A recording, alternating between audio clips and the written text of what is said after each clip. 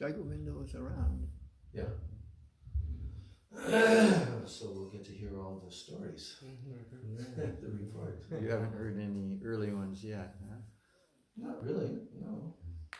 I mean, I've looked a little bit at the photos, and I've heard a little bit of Vaikanas Maharaj and Bhagavad Maharaj speaking on a video on the Facebook. Yeah. But, you know, we'll hear from the devotees who were there, all the details. What was the number of attendees? Well, I don't know exactly, but Vaikanas Maharaj mentioned maybe there's 50 people here. Okay. He mentioned that, you know, because they're talking about the future and the potential of the project. I think that was the theme of the festival and how preaching mission should go on and they should get well established and then expand, you know. It'll be interesting to see how they were received by the locals. Yeah. Yeah. There'll be a lot of interesting things to see what happens. But I think they're very sincere. And I also spoke on the phone like last week with Rasik Mohan. He was inviting me to come. He said, we would pay your ticket and everything. I just didn't feel up to it. But I told, yeah, I'm completely supporting. It's a very wonderful project at such a very unique time also. Yes. You know, but we will find out in course of time. Do they have any plans of like gardening or growing food or anything? That I don't know. Are you on your way or should I think the phone there? ultimately, sure. Okay. Yeah, they have land.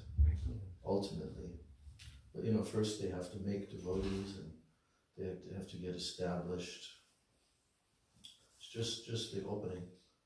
I did see photos of the murti that was sent of Srila Prabhupada, life-size murti, from Premananda Prabhu's place, Radhe Kunj. Yeah, so that's... I think it's the same murti that they had there, and they sent that one. I think so. Yeah, I think so. And then they'll get another. But those are the murtis that are made by the artists in, Mayapur or Navadvip there. The ones that did all the dioramas and everything. Yeah, so. I wonder how Prabhupada travels when he goes from Navadvip to Vrindavan. They get him a train seat or something? Probably in the car. They have cars. Oh, that's nice. They have their own. Nice long drive.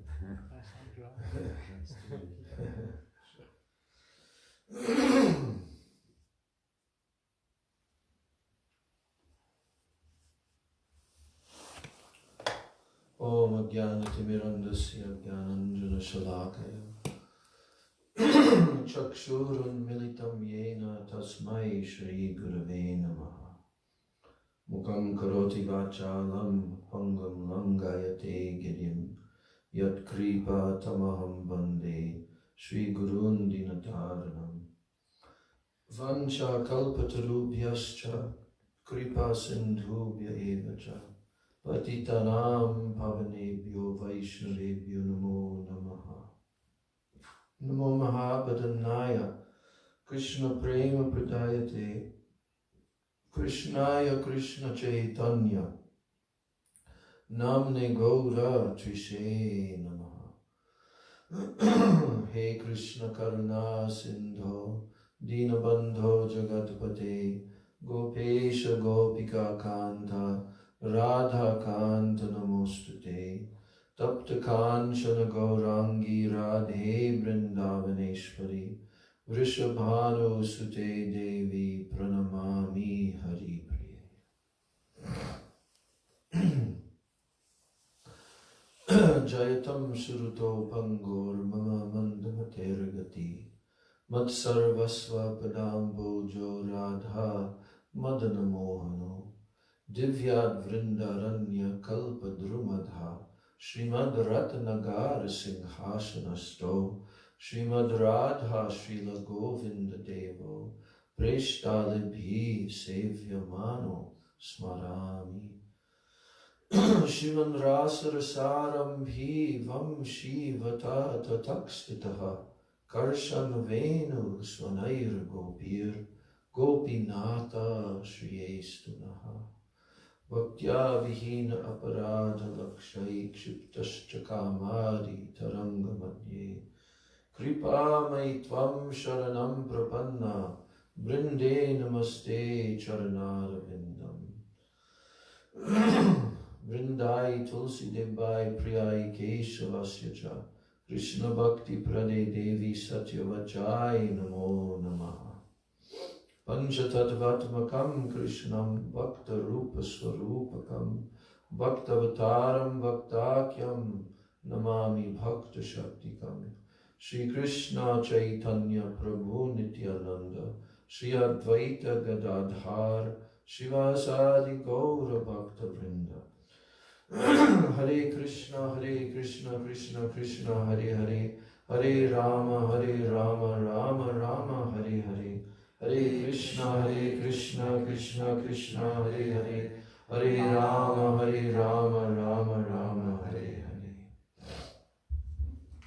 Well, first of all, I'm offering my unlimited Dandavat Pranams and my Shraddha Pushpanjali at the lotus feet of my most worshipable beloved Gurudev, Nitya Lila Pravishta Om Vishnupad Paramahansa Asto Tarasata Shri Srila A.C. Bhaktivedanta Swami Maharaj Srila Prabhupada. And then I'm offering my same unlimited Dandavat Pranams and my Shraddha Pushpanjali at the lotus feet of my most worshipable beloved Siksha Gurudevs, Nitya Lila Pravishta Om Vishnupad Paramahansa Asto Tarasata Shri Srila Bhakti Rakshak Sridhara Goswami Maharaj, and Nitya Lila Pravishta Om Vishnupad Paramahansa Asto Tarasata Shri Srila Bhaktivedanta Narayan Goswami Maharaj. My Dandavat Pranams to all my Shri Shri Rupa Nuga Gaudiya Guru Varga. My Dandavat Pranams to all the Vaishnavas and Vaishnavis.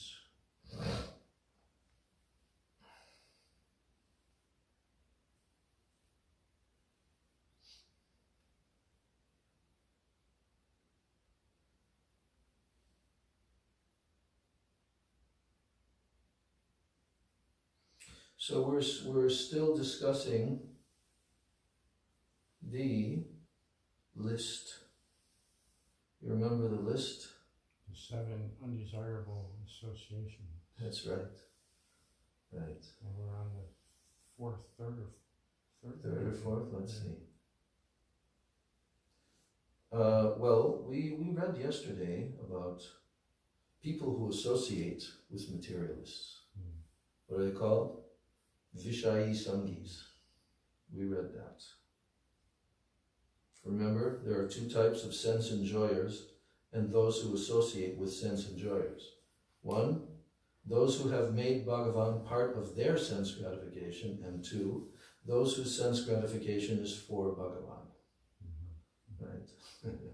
The association of the second type of materialist is somewhat better than association with the first. Although materialists who enjoy pious sense gratification are better than sinful materialists, materialists who enjoy pious sense gratification are better than sinful materialists. A practicing devotee, he should not associate with them until they become favorably inclined towards Sri Krishna.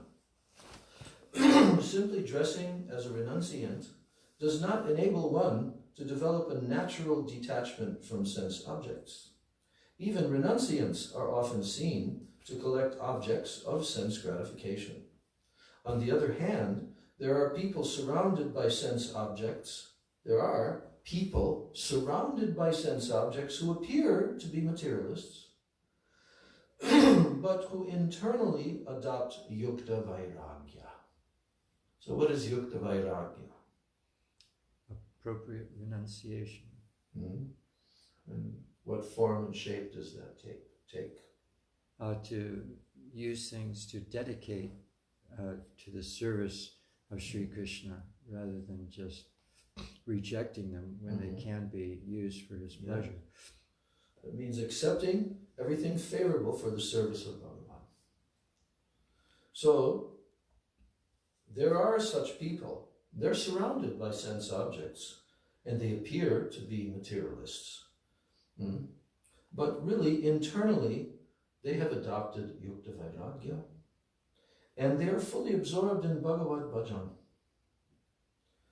So after carefully contemplating these topics, the sadhak should give up the association of Vishayis and Vishayi Sangis, and should perform bhajan either in solitude or, if he is fortunate enough, in the association of saintly persons.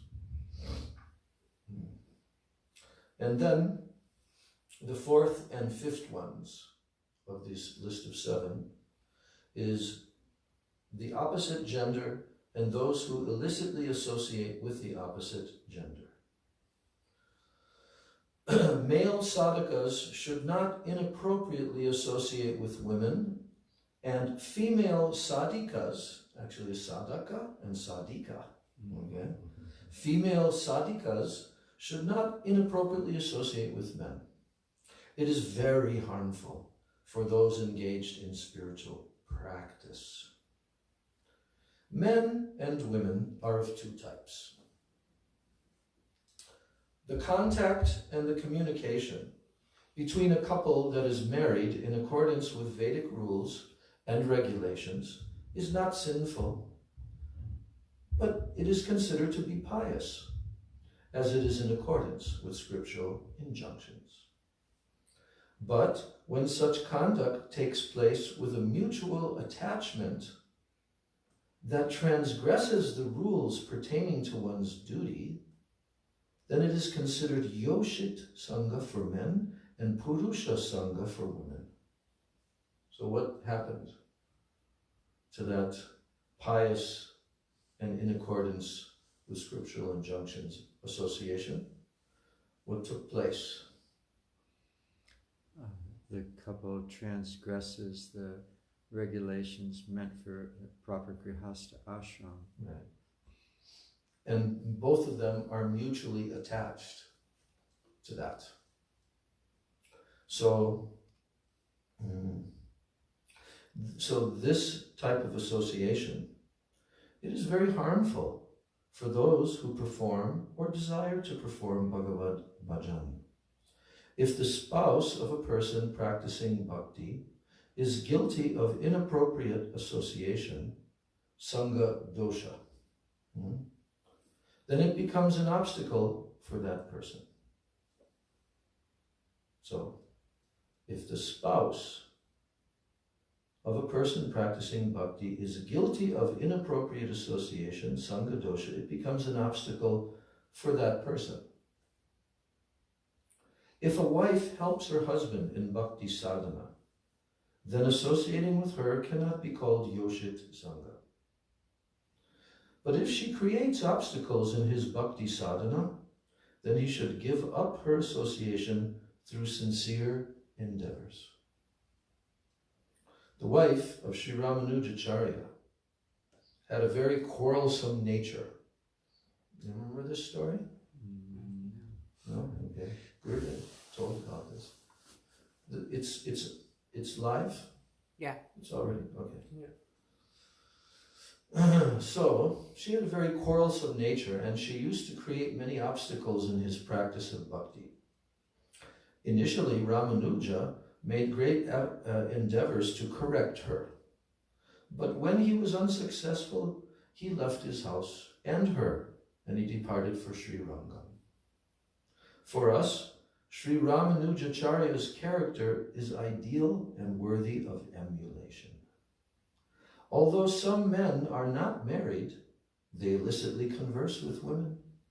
This behavior is considered Yoshit Sangha or Stri Sangha and is most abominable. One should thus attentively give up Yoshit Sangha and the association of Yoshit Sangis.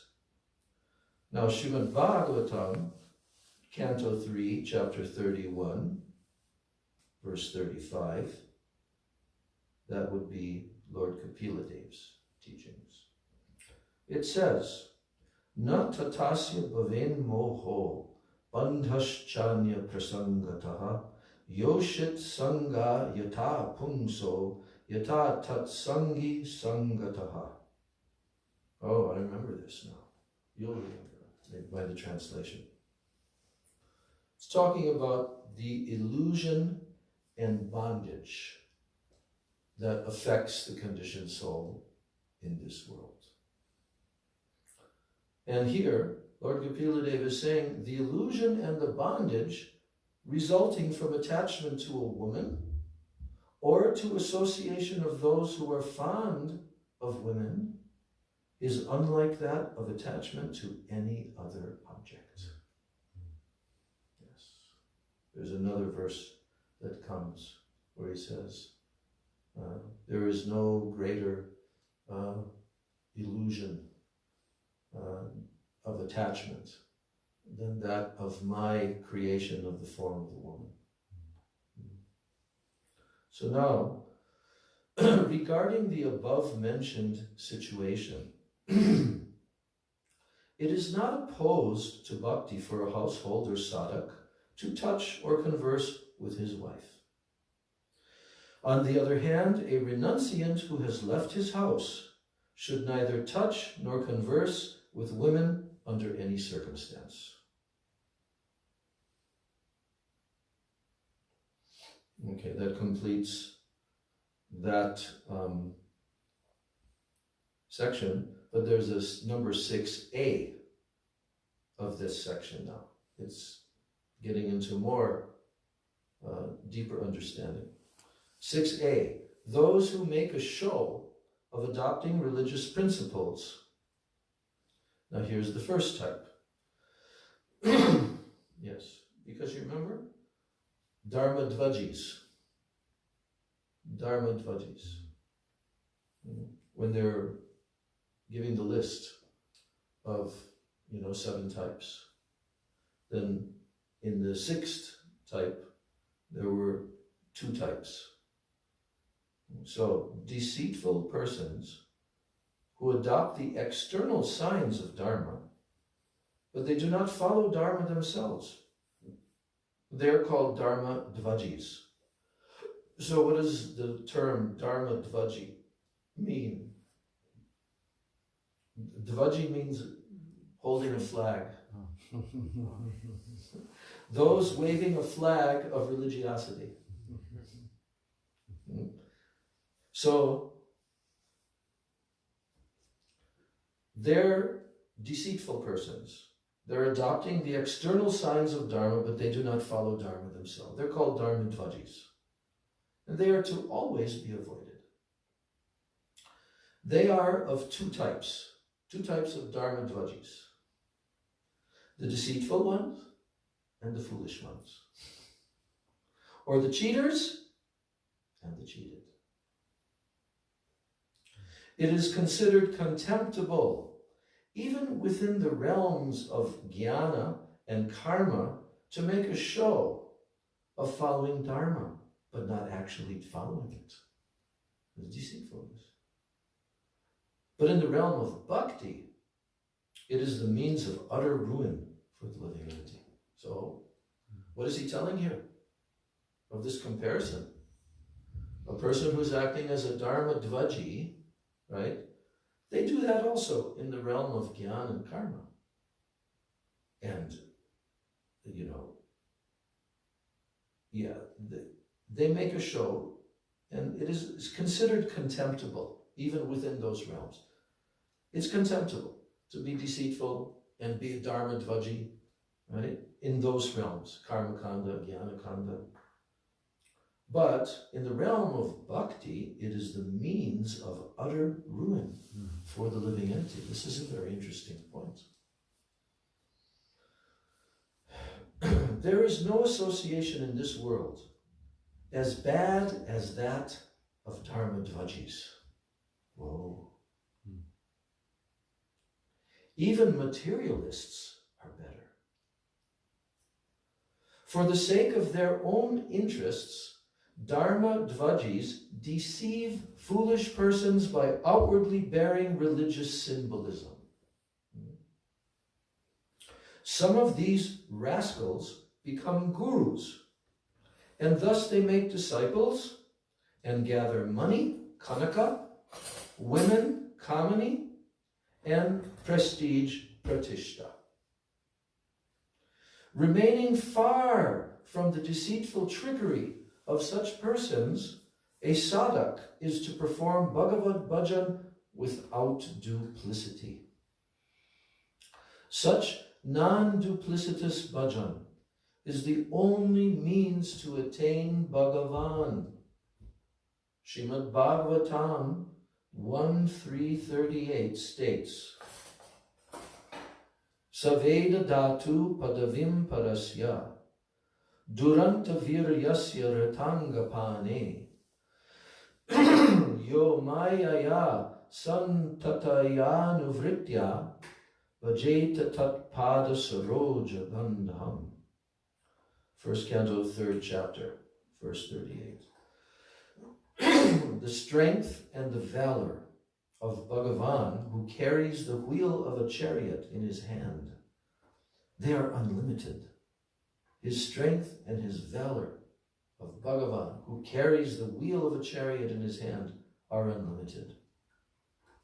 No one can understand their depth.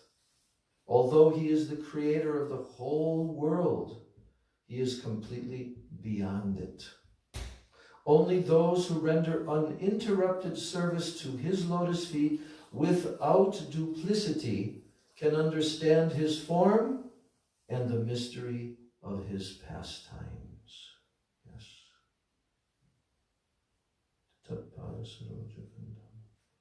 You have to look at the synonyms, but this is why he's quoting this verse, because the Bhagavatam itself is saying only those persons who render uninterrupted service to his lotus feet without duplicity. That's why it's being quoted in this context of duplicitous. Such non-duplicitous bhajan is the only means to attain Bhagavan.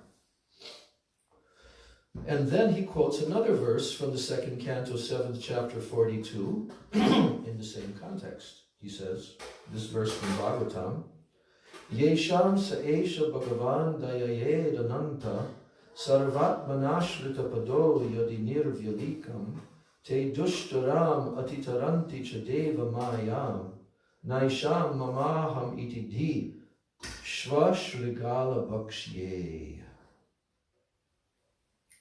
The unlimited Bhagavan himself bestows mercy upon those who surrender everything to his lotus feet without duplicity. Only the recipients of his mercy cross over insurmountable Maya, not those who possess the conception of I and mine in regard to the body, which is destined to be food for dogs and jackals. That's the Bhagavatam verse. So here it's being stressed in these verses. The Lord only gives his mercy to those who perform one-pointed, incessant bhajan without duplicity.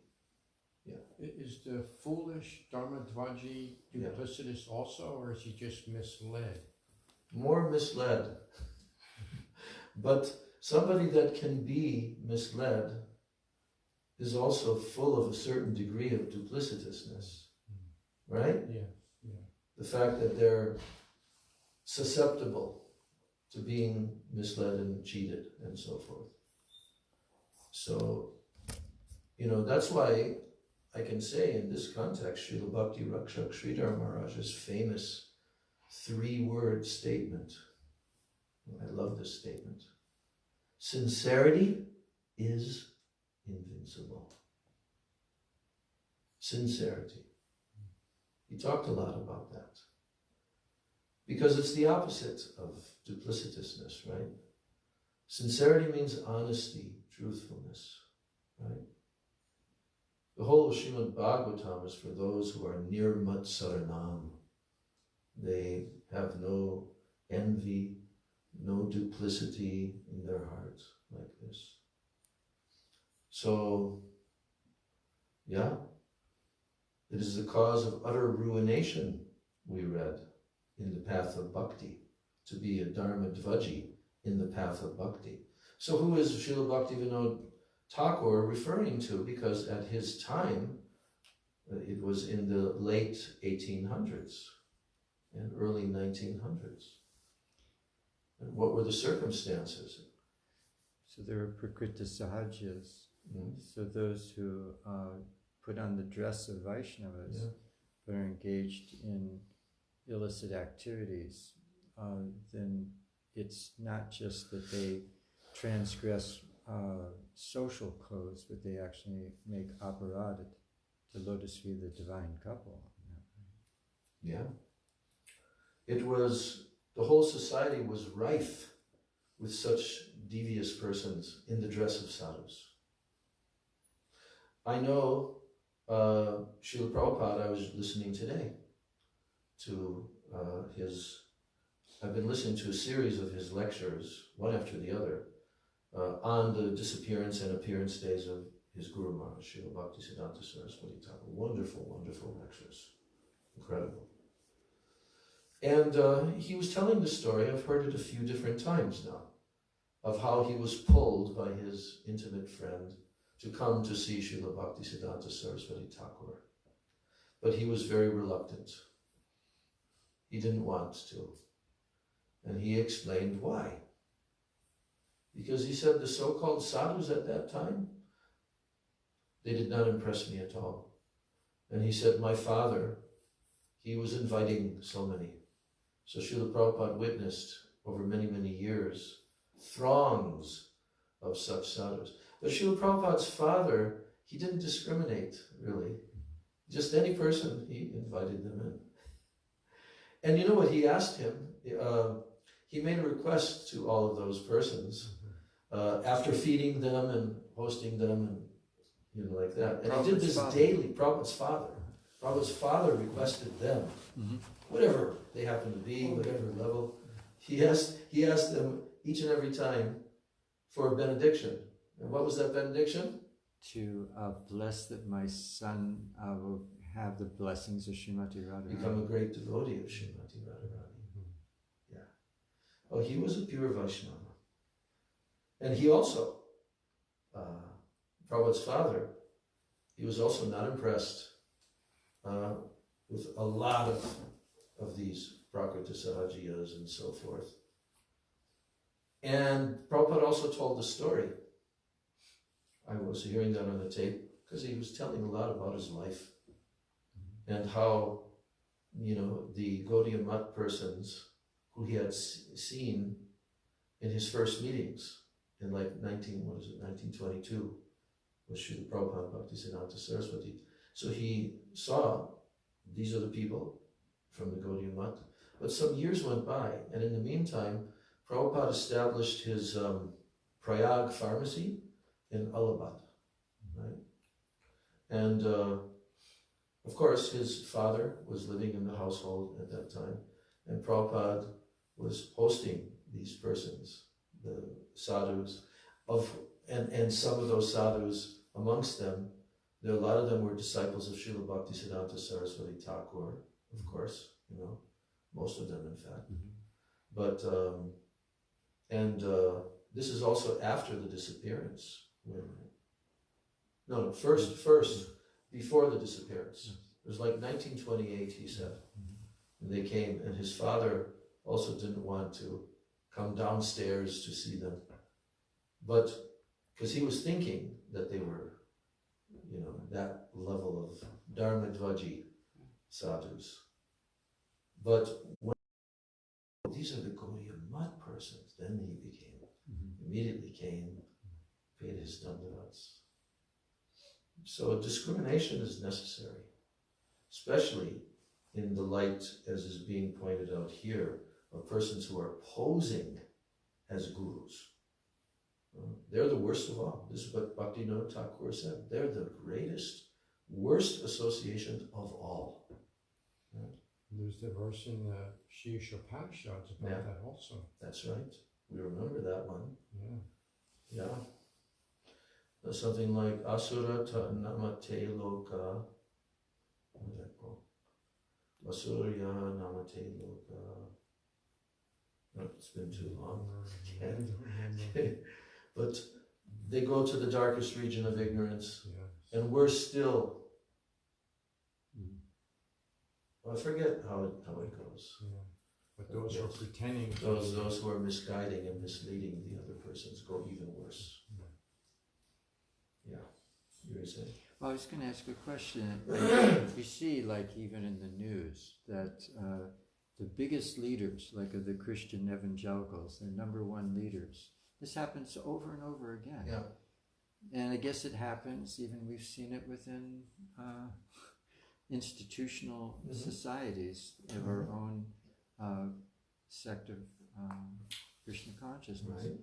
That when they reach a high position but are unqualified, it's like inevitable they go specifically to that, to having not just a connection with the opposite gender, but extremely bizarre and illicit, and then they get exposed.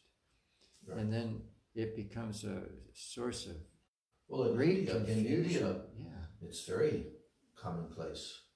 It's Big ones who have like lakhs and even millions of followers, right? But it's always that one fall down that exposes them. It's like Maya's taking them down for her protection of the Pure Land, so no one. Certainly.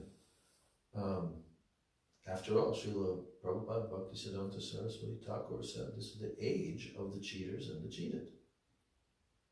And so we should know that the majority of persons are going to be in that category, right? And they even mix in with the pure lines of pure Vaishnavas. They mix in there as well. There's a tendency. But one thing we should know, that, as you're pointing out, this is the common way of, they all fall down in that way. Why? Because Kanaka Kamani Pratishta Bhagani.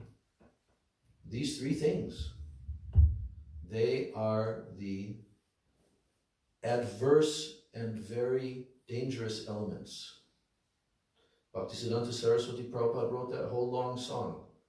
The one, Vaishnava K, oh my dear mind, what kind of Vaishnava are you? The whole entire song, verse after verse, is trying to expose the cheating tendency. And Raghunath Das Goswami's Manasiksha, at least about 5 verses are dedicated to addressing that tendency to cheat, to be, devious, like kapati, kutinati, deceit. Has to be rooted out of the heart. It can only be done by association, by pure, honest, sincere surrender to the exalted, pure devotees. But we see in almost all of the cases of the cheating dharma dvaji types that get exposed eventually, they're not really situated in any pure line. But even those coming in the pure line, as you pointed out, yes, if they have those tendencies, they will eventually fall down and they'll be exposed. Is this specifically a problem in Kali Yuga, or did it exist in previous ages? Yeah, of course it is in Kali Yuga specifically. It's not that it's not there, because that's the tendencies of the conditioned souls, the demoniac tendency to become the enjoyer, right? But because, after all, what are the symptoms of the Kali Yuga? We heard that from the first chapter of the Bhagavatam when the sages were pointing it out. Okay? The people are not as susceptible in other yugas. There's more purity, dharma, the 4 legs of the bull. It's much better, much more firmly grounded, okay? But in the Kali Yuga, there's only, what? One leg of the 4 legs of the bull of Dharma. And that's wobbling. That's wobbling. People And what is that? Short-lived, misguided. Yes, yes. Short-lived, Unfortunately. lazy, misguided, right. Manda, well, the short-lived is in the beginning. Their lives are short. Kalavasman yuge janaha. Prayana alpa ayusha. Prayana alpa payusha means alpa, means very short, very little. Ayusha means the length of your life, lifespan. So alpa ayusha, that's the first symptom they point out. People are short-lived. Then manda, sumanda matayo, manda bhagya upadruta. Manda means lazy. Sumanda matayo means misguided. Manda bhagya means unfortunate. And upadruta means always disturbed. So those were the symptoms. They weren't present. That's why they came out. Kali was coming now. This is going to be the way the human society is in Kali Yuga. So there's more,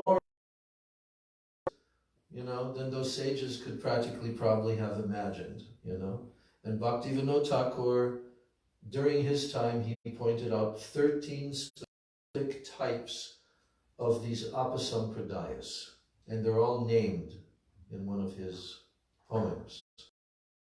And then Param Gurudev Srila Bhakti Pragyan Keshav Maharaj, he noticed 33 different varieties. We could definitely add many more to them that have come about and have manifested in the more recent. Yeah, so I mean, it's very rare, right? Whose mission gets distributed.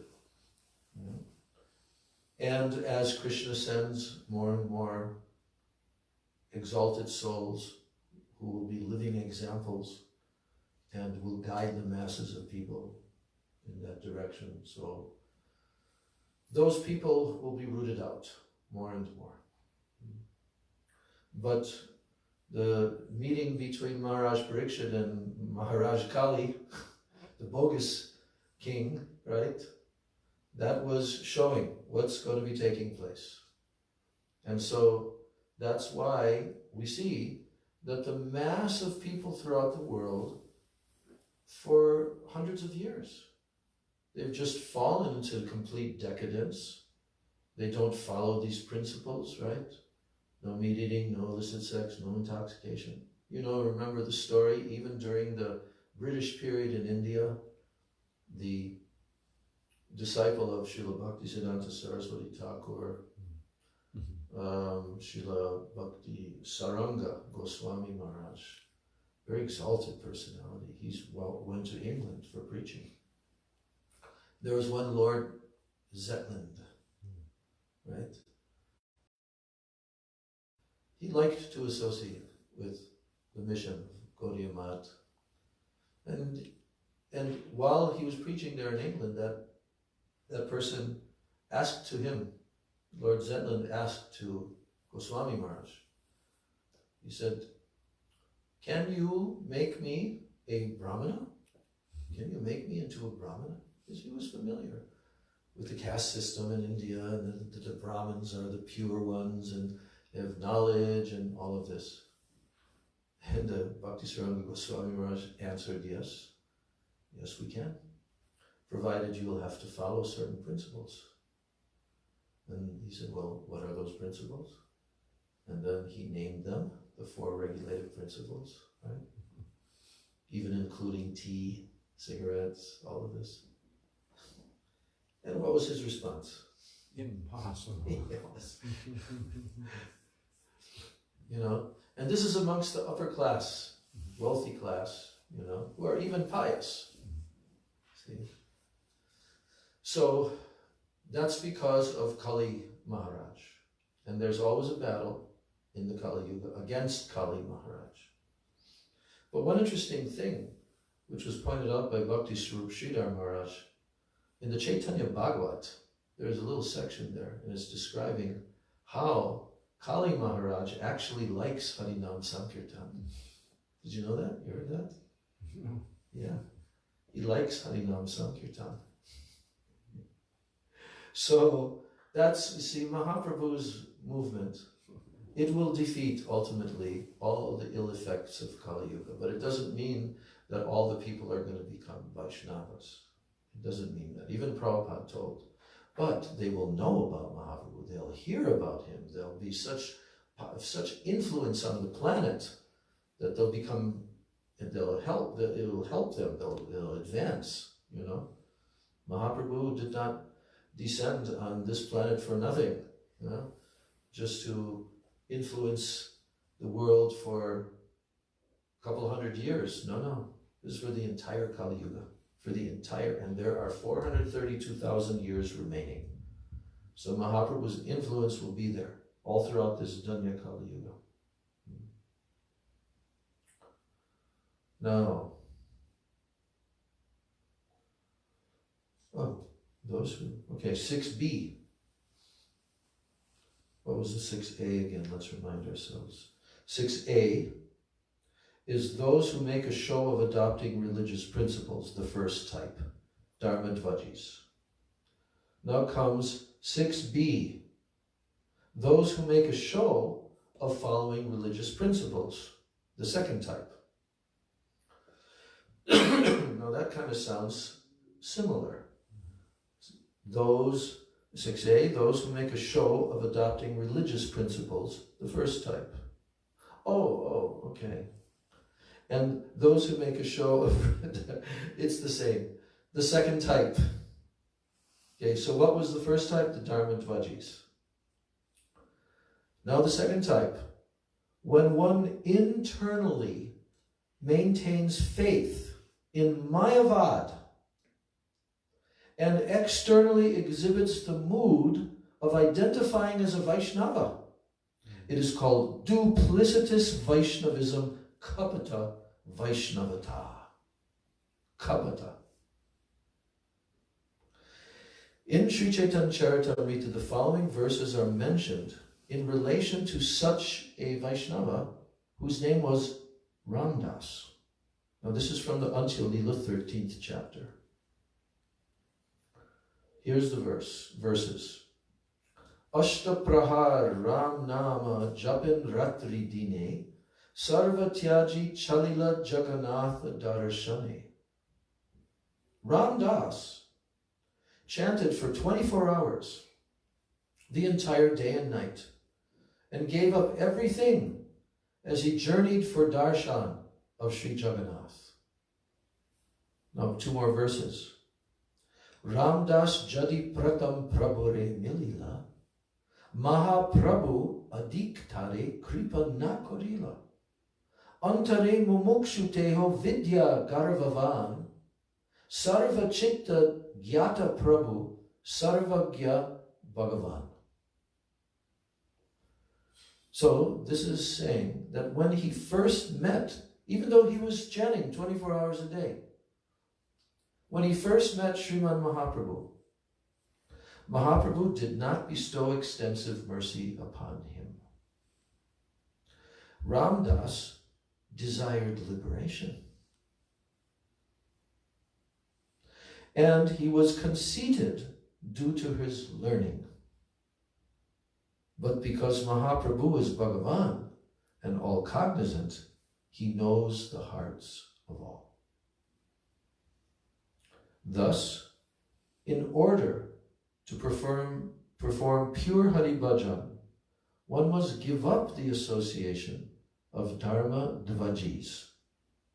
The majority of people in this world are in the category of Dharma Dvajis. Therefore, as long as one does not come into the association of those who are pure, it is more beneficial to spend one's life in seclusion and engage in bhajan and sadhana. So there we have it. This is a whole story from the Antya Lila of this person, Ram Das. But what did Mahaprabhu detect? Because he was chanting 24 hours. He would chant the entire day and night. He gave up everything as he journeyed for darshan of Jagannath. But when he first met Srimad Mahaprabhu, Mahaprabhu did not bestow extensive mercy upon him. Internally, Ram Das desired liberation. Is that one of the 5 types of liberation or impersonal? Mostly, it usually refers to impersonal liberation. And it refers to Mayavadism. And not only that, but he was also very conceited, very proud, due to his learning. But because Mahaprabhu is Bhagavan and all cognizant, he knows the hearts of all. So, now we come to the 7th category. These are all categories of what? Which of the 6 things that should be avoided, just to review. There are 6 things that must be avoided because they will cause bhakti to actually be destroyed. This is undesirable association. Well, the 5th one, right? Yeah, right. The first is called Janasanga. Yes. Atyahara, Prayashascha, Prajalpa, Niyamagraha, Janasanga. Right? So this is all in the category of Janasanga, the 7 types. We come to the 7th type now. That should all be avoided. Janasanga. Uncivilized and foolish persons of atrocious conduct. Yeah. It doesn't have the Sanskrit. It's quite an impressive title. Atrocious conduct. Uncivilized and foolish persons of atrocious conduct. The 7th type of Janasanga. Associating with foolish, uncivilized persons whose views and conduct are disgraceful, that destroys bhakti. Their views and their conduct is disgraceful. So that destroys bhakti. Foolish persons with an uncivilized nature kill animals and eat their meat, drink wine, and do not observe varnashram dharma. Uncivilized nature. Foolish persons with uncivilized nature. Their character is always lacking in discipline. The association of such persons of bad character, namely duracharis, bad character, the association of such persons of bad character contaminates the consciousness. But if a person born in a family that does not follow Vedic conduct displays faith in and a serious taste for bhakti, one should associate with him. In taking his association, one need not fear inauspiciousness. He should still be considered a sadhu, even if he sometimes exhibits inappropriate behavior due to his previous nature and his previous impressions, samskaras. Srimad Bhagavad Gita 9:30 and 31 has determined this in clear words. Apichet sudaracharo bhajate mam ananyabhak sadur eva samantavya samyag vyavasito hi saha. And then the next verse after that, well, first of all, Krishna is saying in this verse 30, even if a man of abominable character engages in exclusive devotion to me, he is still to be considered a sadhu because his intelligence is firmly fixed in bhakti to me. And then Krishna goes on and says, Kshipram bhavati dharmatma shashvas chantim nigacchati Kaunteya pratijanihi name bhakta pranashyati. So Krishna says, that person, he quickly becomes virtuous and he attains eternal peace. O Kaunteya, boldly proclaim that my devotee never perishes.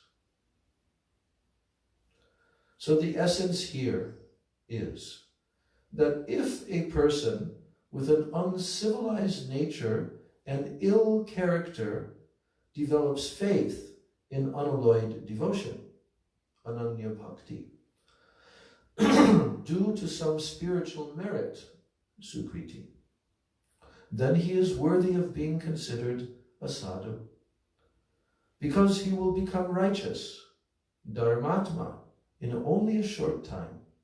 Initially, for a few days, one may witness some ill behavior in him that has resulted from his previous impressions, but still, he should be considered a sadhu. The association of such bad association. Bhagavatam 11th canto, chapter 20, verses 27 through 29, mentions their symptoms of these persons. This is the verse I was actually looking for. Yes, this is the verses that I was looking for, where Krishna is explaining in the 20th chapter of 11th canto how that such a devotee who's being told here that he's a bhakta, but sometimes he falls down, right? Or does durachar, apichet sudaracharo. But what kind of bhakta is he? Bhajate mam ananya bhak. He is an ananya bhakta. But because of past previous impressions, he may have fallen in a certain way. So Srimad Bhagavatam 11th canto, this is very interesting verses here. I was trying to remember this the other day, and I said, oh, I'll remember it, I'll find it. But it found me just now. So, here's the 3 verses. Jata shradho matkatasu, nirvinna sarva karmasu, veda dukatmakam kaman parityage pya anishwaraha. Tato bhajeta mam prita, shradha lor dridha nishchaya, jushamanas chatan kaman, dukko darkams chagarhayan. Proktena bhakti yogena, bhajato masakrin mune, kama hridaya nashyanti sarve mai hridistite. Now Bhaktivinoda Thakur is going to give the gist of those verses. But before we hear that, I'm going to read directly the translation of those verses. Okay?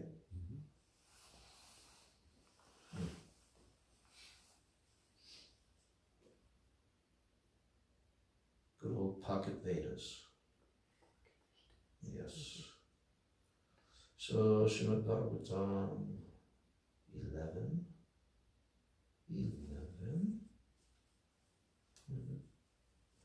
11:20.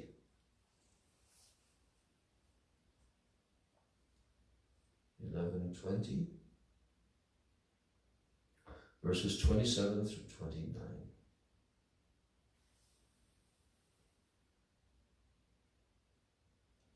Okay, here's the translation. Jata shradha matkatasu. Having awakened faith in the narrations of my glories. Jata shradha means his shradha has been awakened. In what? Matkatasu. Narration of my glories. Now, being disgusted with all material activities,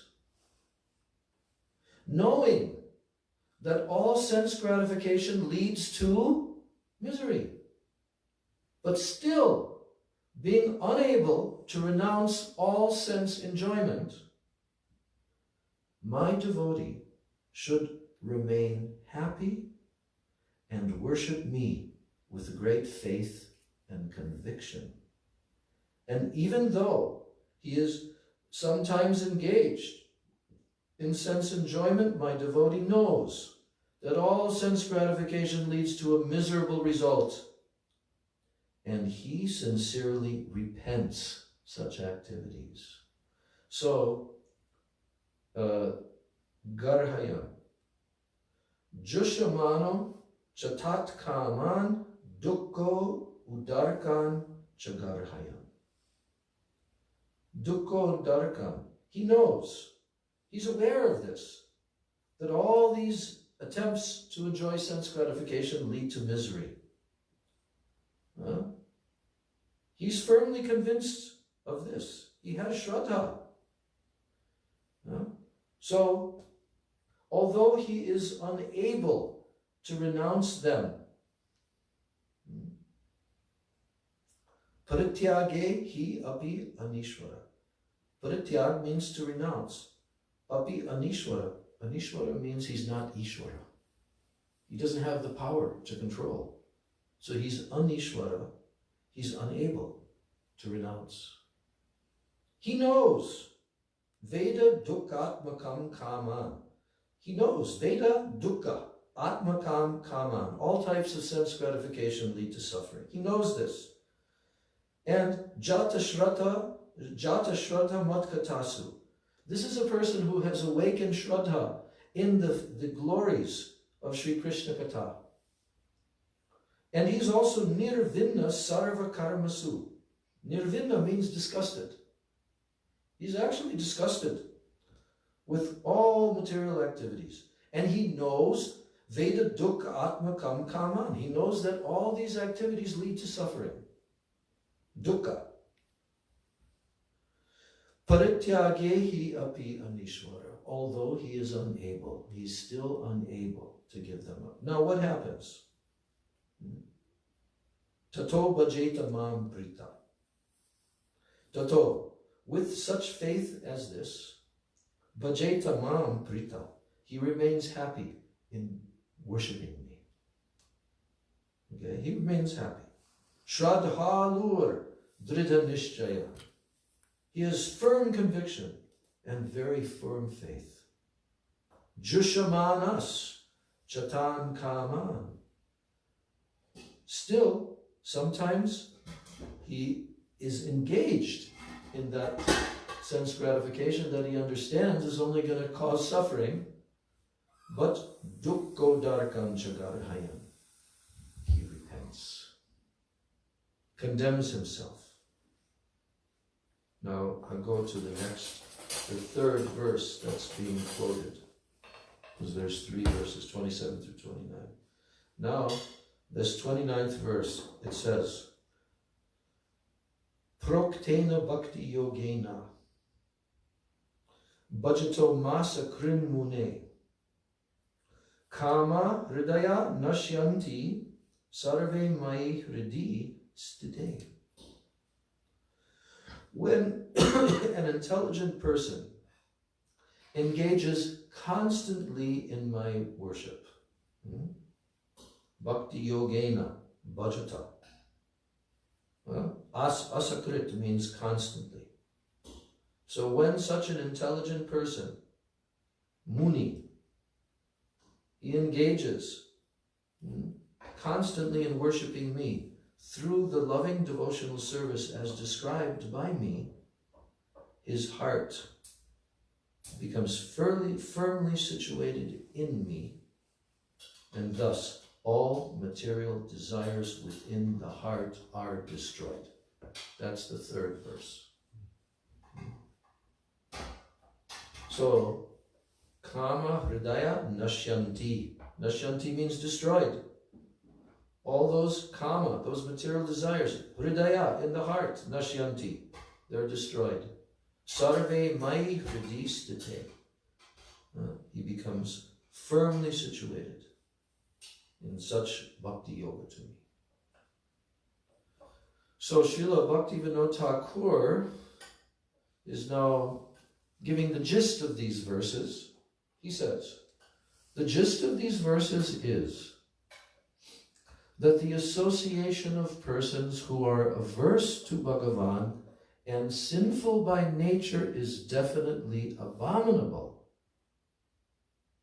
But their association would be abominable even if they were pious, because they're averse to Bhagavan. Even if they were pious, their association would be abominable. But on the other hand, the association of persons who are dedicated, unmukha, to Bhagavan, but outwardly they seem to be sinful, that association is also satsanga. This does not apply to those who are averse, vimukha, to Bhagavan. So Maharshi Katyayana, there's a Maharshi Katyayana, is quoted, the Katyayana Samhita in the Bhakti Rasamrita Sindhu, Rupa Goswami has quoted this verse. Varam huta vala vaha jvala panjarantara vyavastiti na shori chinta vimukha janasamvasa vaishasam. We've heard this verse before. We've heard the translation many times in our study of nectar of devotion and so forth. He's saying, it is better to be burned in fire or to spend a lifetime imprisoned than to suffer the pain of associating with persons who are averse to Krishna. Vimukha, vimukha, they're averse. Shauri. Shauri means who? Krishna, that's his name. Hari Shauri. We have a godbrother named that. They called him Harisari, but it's Shauri, Krishna's name. In the practice of bhakti, it is essential to perform one's actions with an impartial attitude after carefully considering all these points. That is the end. You chose the perfect moment to pay your obeisances and to make your exit to drive back in the mountainous region of Badger, California. Gaur Premanand. Yes. Haribol, Haribol. Yes. So anyway, that's the end of the fifth quality, Janasangha. Since I was not here, could you just quickly read, not explain? The list of 7 Yes. of Janasanghas. Okay, but first I want to say that tomorrow we'll begin the final of the 6 activities that are unfavorable for bhakti and can destroy bhakti. And that last 6th item is what? Lowly. That's right, lowly, restlessness, greed, and desire. We'll cover that. So, by request, we are returning back to the beginning of this section of Janasangha. Yeah. Yes. Where is that? Janasangha. I think it's...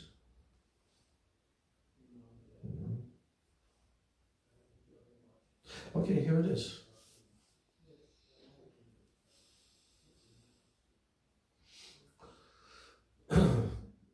Just as a prelude to that list, he's mentioning that those who desire to attain Krishna Bhakti must, before all else, renounce the association of persons who are averse to Krishna. This means they should not relate with such persons through the activities of bhakti mentioned in the 4th verse of Upadeshamrita. And what is that? Like giving or receiving gifts, speaking to or hearing from them on any confidential subject matter, feeding them or being fed by them. Conversing with such persons in the course of ordinary worldly dealings, that does not qualify as sangha.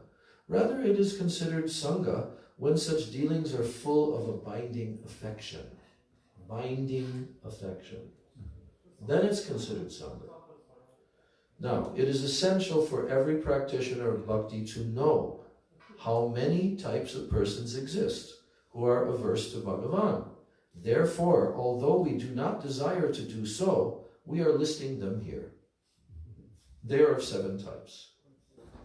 Number 1, monists and atheists. They're called Mayavadis and Nastiks. Nastika, that means non-believer, atheist. 2, materialists, Vishayis. 3, those who associate with materialists, Vishayi Sangis. 4, the opposite gender, Yoshit. There's a footnote with that one, which I'm reading. Although the literal translation of the word Yoshit is women, it is apparent from the explanation below that the intended meaning is, quote, inappropriately associating with the opposite gender. So it's not, although it technically, literally means, Yoshit means woman, but the real meaning of listing that word is to inappropriately associate with the opposite gender. Not that women, all women are to be avoided, no, but inappropriate association. And that's the fifth item. And the 6th item is those who make a show of following religious, that was the 4th item, Yoshit. The 5th item, Jai Shri Shri Guru Gauranga Gandharvika Girinari, Shri Shri Radha Govinda Jiyo Ki Jai, Giriraj Govardhana Ki Jai, Jagannath Baladev Subhadra Sudarshan Chakra Ki Jai, Nitai Gauranga Ki Jai, Shringa Bhagavana Ki Jai. So that was the 5th one is called Yoshit Sangi. The 4th one is called Yoshit, and the 5th one is called Yoshit Sangi, which means to associate with those who illicitly associate with the opposite gender.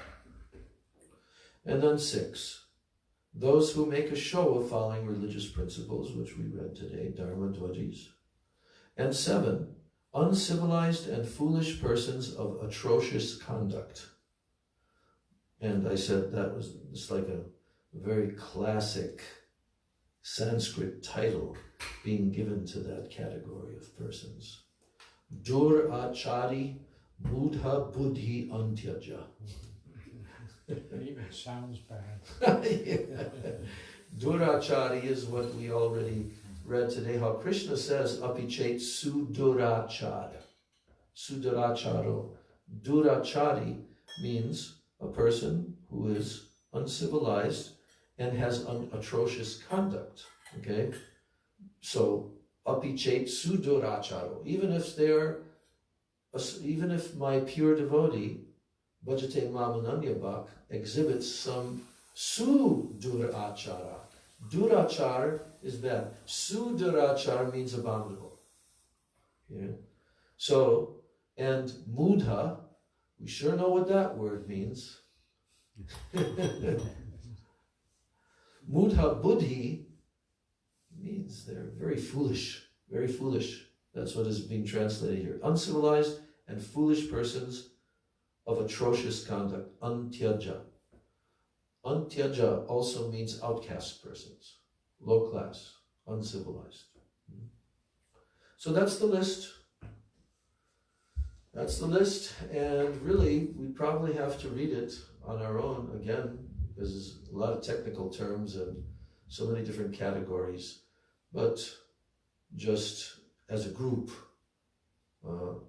there's a very, very serious reasons why Rupa Goswami has listed this particular Jana Sangha as being that which can destroy our bhakti. So it's very essential. And actually we see in those who are advanced Vaishnavas, they've completely rid their lives of any Jana Sangha. I mean, zero. And we see that Srila Prabhupada stood like a lighthouse in the midst of the whole storm of Kali Yuga, all by himself, in the midst of all of these types of persons, but he did not take their association one iota. When Allen Ginsberg visited the Columbus, Ohio temple, right. see his friends of Hayagriva. Yeah. After he left, they had this nice, pleasant conversation. When he left, Prabhupada said, he is 13th class man. Yeah, and he was a person of great renown, Right. considered a great poet, all these things. There's one great theme, either Kashipu or Kamsa, who said association is like a gem. Yes, it's Hiranyakashipu who told that. Yes. Hiranyakashipu, he told It reflects. that association acts like a gemstone that has different angles and facets, and it reflects whatever it is near to. It reflects. So that's the problem, is when you associate, then your consciousness and your mind become susceptible.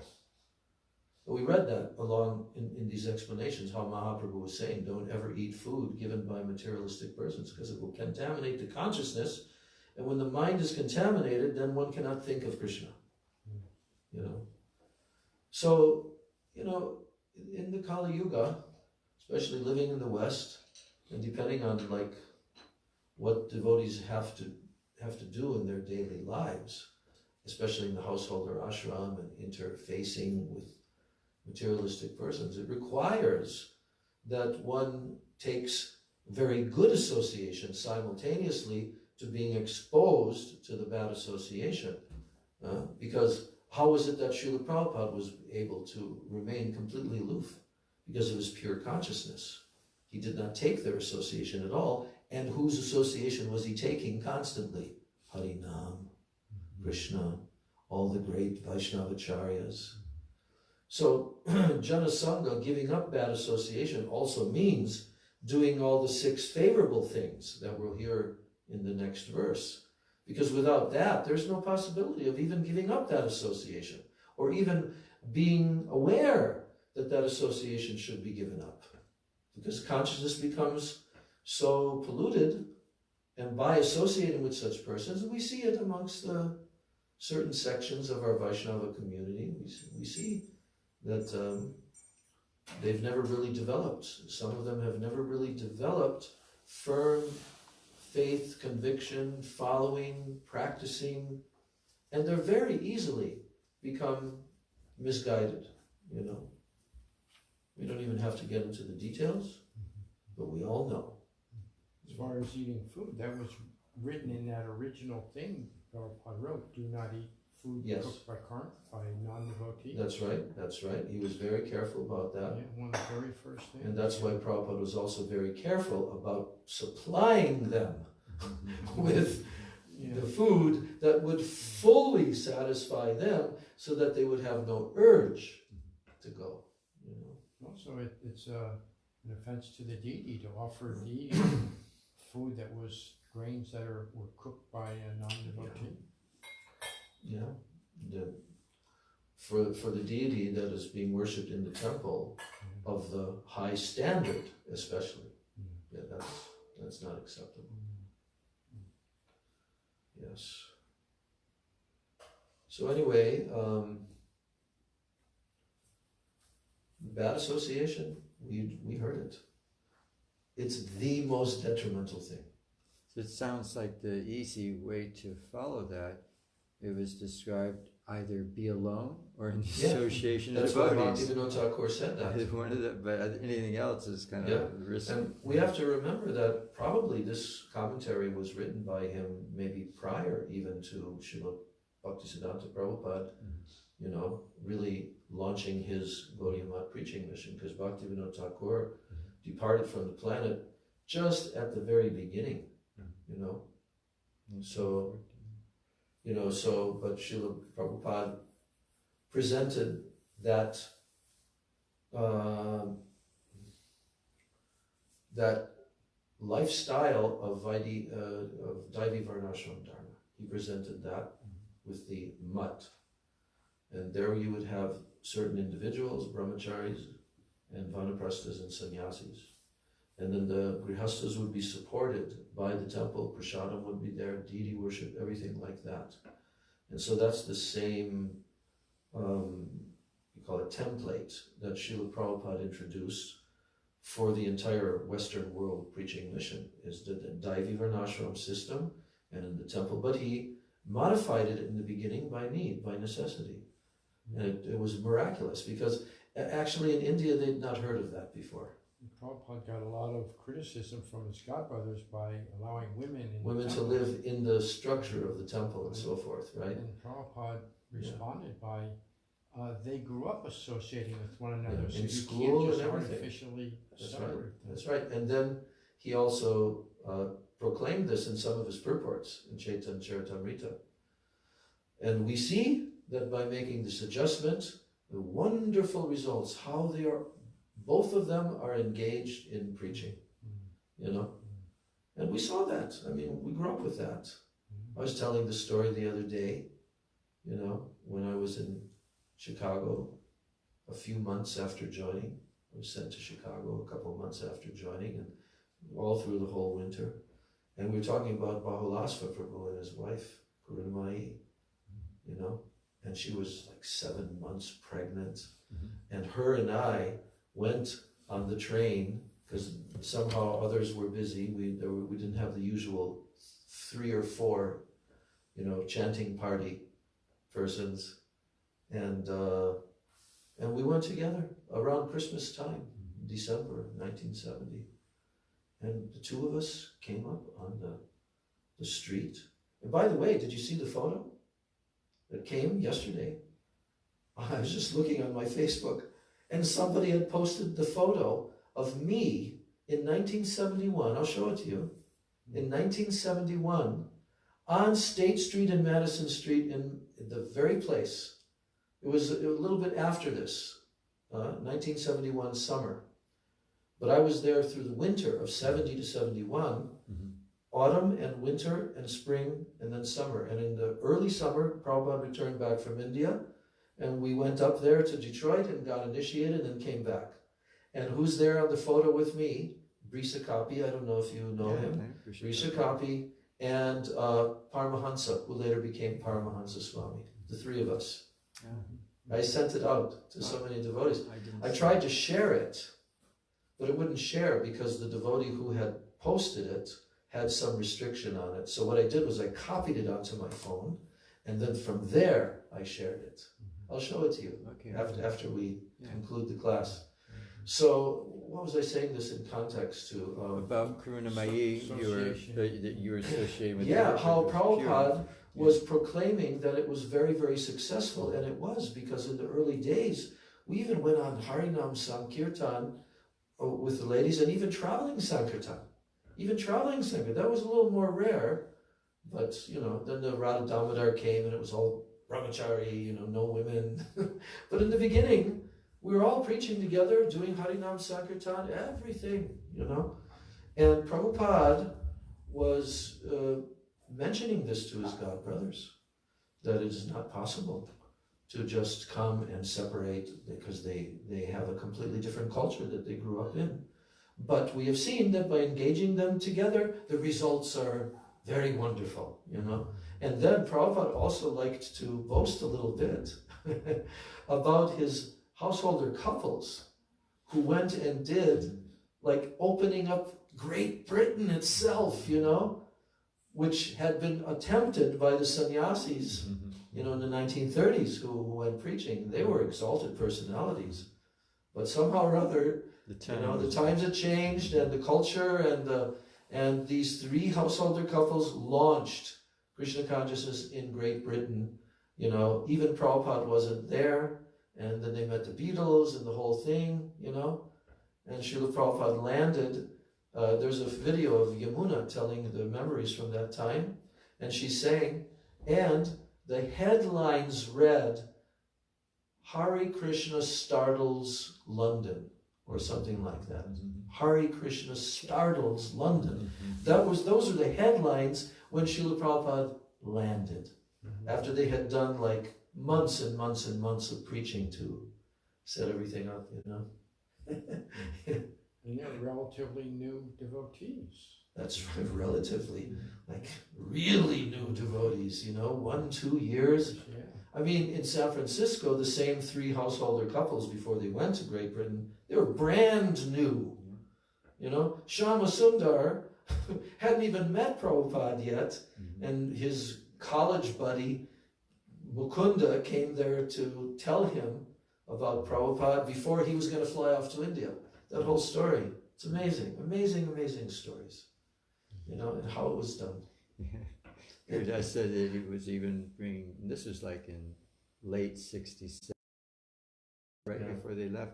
So he was bringing his dog to the temple. He still had his pet dog. Oh, yeah. And he's still smoking cigarettes, even when he was carving the Jagannath deities. But when Prabhupada came in, Prabhupada saw the pack, they took his cane and went, knocked it across the room. The cigarettes are on Lord Jagannath. Yeah. But didn't he give him... And he was smoking while he's doing the carving. But didn't he give him some instruction about just smoking less and less and That's less? right. And he followed that. Yeah. He reduced it each day by 1 cigarette or whatever. Yeah. And then came the time when he's supposed to now do it. And he did it, But I mean, he describes how they were completely into heavy drugs and all of that, So anyway, how it happened is just so miraculous. And really, Srila Gurudev always used to use that term. He has done a miracle. He has done a miracle, But this is the Lord Nityananda. Lord Nityananda Shakti to his pure devotee and arranging everything. A lot of mercy going around at that time. Oh, yes. It hasn't stopped, though. And we'll see what the next phase. Yes, we're in the midst of a grand revolution. Whatever's going on externally on the political level and all this is just setting the scene. Yeah. And it's going to be so major. But up till now, there's been 5.5 decades, of Krishna consciousness in the West, outside of India, and each decade had its own character, and everything has been developing. All during this time, Mahaprabhu is setting everything up. Even for the last 500 years, from the time of the Renaissance, everything's been getting set up by Mahaprabhu. And right now, what Prabhupada predicted, what Srila Vaman Maharaj predicted, and war, and this and that, it's all coming. All of that's going to take place. There's going to be such a major, auspicious shift, but there's going to be a lot of suffering, But the devotees will all be... Krishna, whatever his will is, the devotees are ready. We're ready. Okay, Krishna, it's up to you. We don't control anything. All we can do is worship you and surrender to you and be completely, completely attached to your lotus feet and to your pure devotees. And whatever you want, my Lord, okay. We're ready to come back. Oh, yeah. Whether we're ready or not, Krishna's going to make us ready. There's a whole second generation that is ready to do That's all true. That's right. Really hard work. So, and we're seeing them right now doing the first phase of opening up a major project. So it's all Lord Nityananda doing it. Even the big donation that they got came in a most mysterious way through a person who was the son of another person who had a business associate, a business partner maybe, of a Christian lady, right? The father of a devotee who lives in Premananda's place in Vrindavan, and his name is Balabhadra. That's the name. And the father had an associate, a business associate, and that lady, a Christian, very pious Christian lady, gave a $250,000 donation. Exactly what the amount that was needed to purchase that property, And it came through Balabhadra, which is Balaram, and Balaram is Nitai. Okay. Gaur Premanande. Hare Krishna, Krishna Krishna, Hare Hare.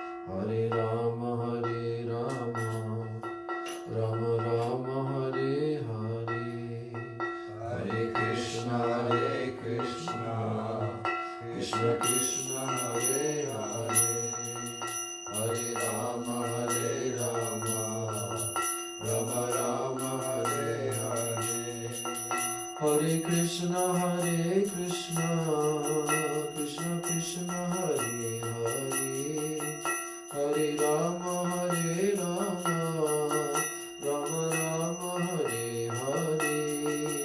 Hare Krishna, Krishna Krishna, Hare Hare, Hare Rama, Hare Rama, Rama Rama, Hare Hare. Hare Krishna, Krishna Krishna, Hare Hare, Hare Rama, Rama Rama, Hare Hare. Hare Krishna, Krishna Krishna, Hare Hare, Hare Rama, Rama Rama, Hare Hare. Nitai Gaura Hari Bol, Hari Bol, Hari Bol, Hari Bol, Hari Bol, Nitai Gaura Hari Bol, Hari Bol, Hari Bol, Gaura Hari Bol, Hari Bol, Hari Bol, Hari Bol. Jai Shri Shri Nitai Gaur Premanande, Hari Hari Bol.